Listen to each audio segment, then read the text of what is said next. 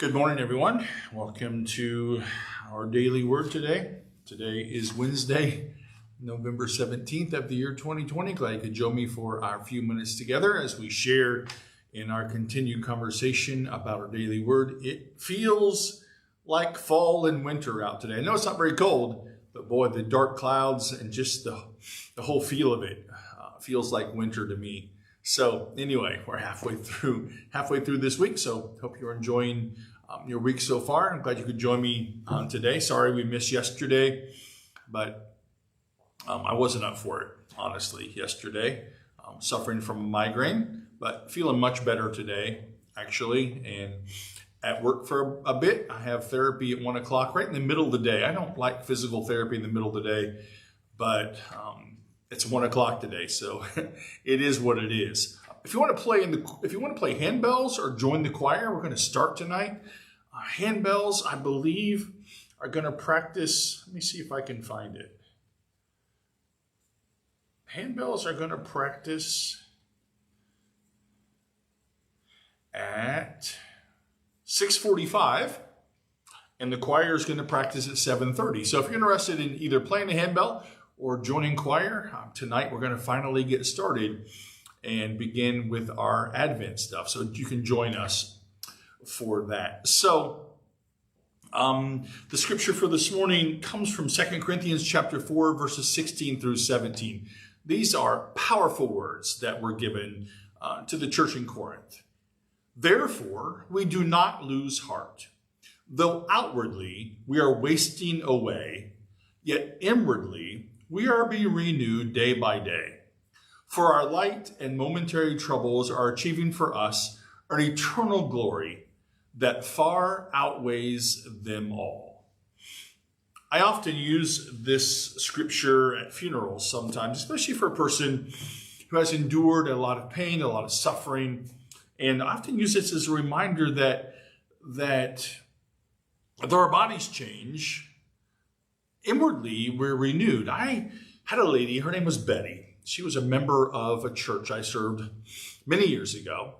And she was a great lady. We had a great relationship, her husband and I, and they were just wonderful people. Well, she was diagnosed with cancer somewhere along her life's journey, and she made a valiant effort. She went through treatments and got better and got worse, got better and got worse. And she ended up back in the hospital. I remember this day almost like it was yesterday. She ended up back in the hospital, and she called me and asked me to come to the hospital. And so I did, and I had this inkling about what our conversation was going to be about. And so I arrived at the hospital down at Upper Valley and walked into her room, and we talked for a while, and her diagnosis had gotten rather grim. And she said to me, I've decided I'm not going to take any more treatments. And I was rather saddened by that. And she said, and I know you're sad, but it's the right thing for me to do. And I want you to be okay with it, she said. And so I was. And I told her I was, and I was. She had suffered a lot. And we had many conversations from that point on until the day of her death. I'll never forget the day she died. I'd actually gone to the house to see her. And we had a brief conversation, and I talked to her family. And I left and got in my car, and I hadn't gotten to the stop sign when they called me and said that she had died.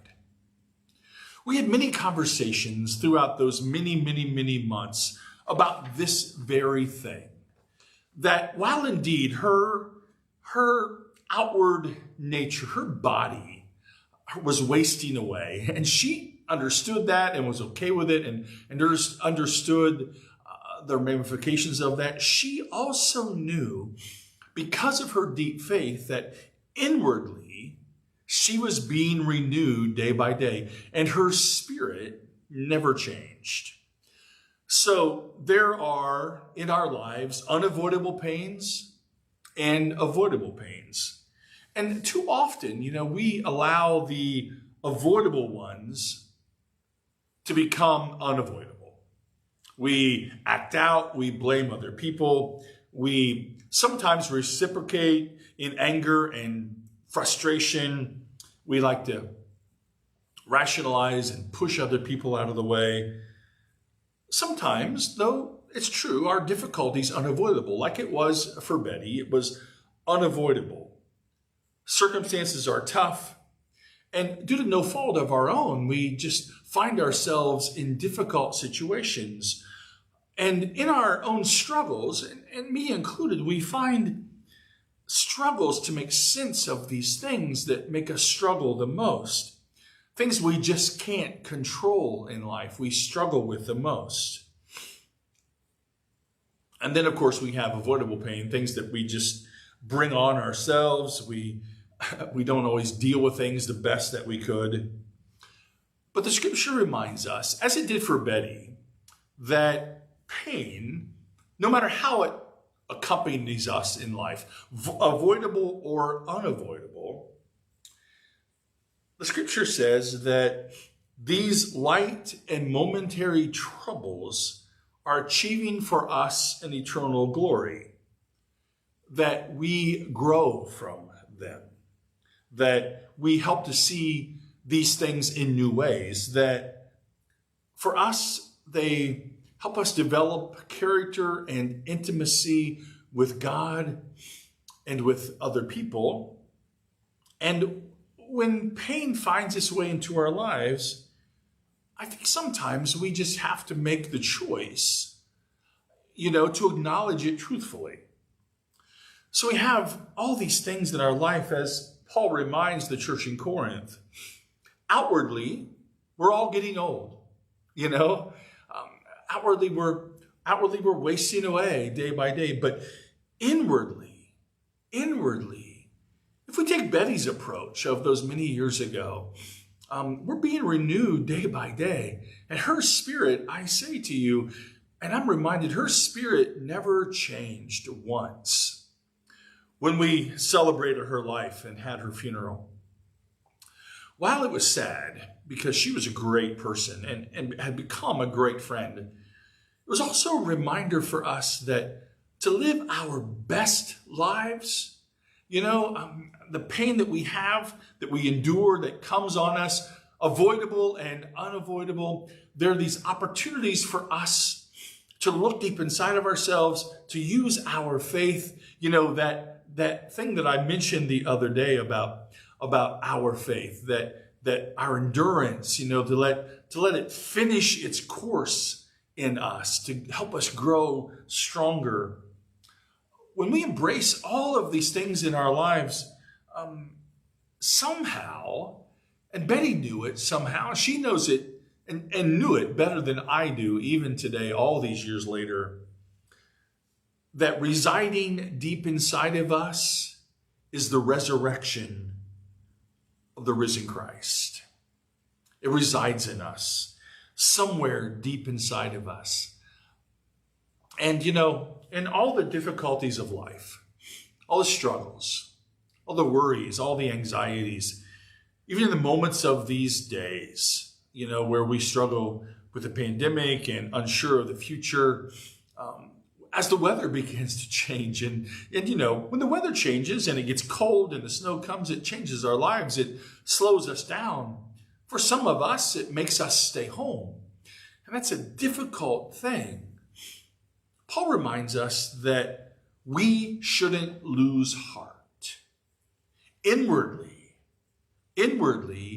we're renewed day by day. And I believe as followers of Christ, as people who have the renewal, the power of the risen Christ deep residing within us, that we can find those moments, those day by days. Yesterday was like that. I woke up with a migraine and it was such a struggle. And I just decided to stay home, and I just couldn't do the daily word yesterday. And I struggled with doing much of anything. And I just had to remind myself that this migraine was temporary, and that I had to just find a way, to remind myself of the power of the risen Christ in my life. And Even though it was still there when I went to bed last night, it wasn't there when I woke up. And that's the good news of the power of Christ in us. We don't lose heart. Though we're wasting away, inwardly we're renewed day by day, by day, by day, by day. If we have eyes to see and ears to hear, we know of this power and presence in our lives. So that's the word for today. Don't lose heart. Know the power of the risen Christ in your life and God's love that is around you and through you and in you, beside you and behind you, guiding you and lifting you up. Know my love for all of you. And I look forward, friends, to seeing you tomorrow morning at 10 o'clock. Have a great day.